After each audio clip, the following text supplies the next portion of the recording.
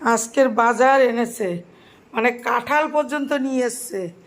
এই গরমে, বীভৎস গরমে কাঁঠাল, আবার এদিকে আম, মানে বাজার আর খুঁজে পায়নি, বুঝলে, সব ধরে নিয়ে এসছে।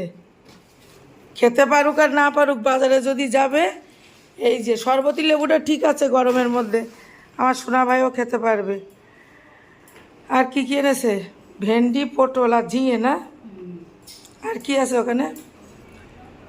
লেবু, দেখো ওই পেঁয়াজ রসুনটা। হ্যাঁ, মানে কাঁঠালেই ব্যাগ ভরে গেছে। সবজি আনতে বলেছিলাম, আরও সবজি যে এমন কিছু এনেছে তা না, কালকে আবার বাজারে যাবে, আবার কালকে সবজি নিয়ে আসবে। তো এই হলো বাজার।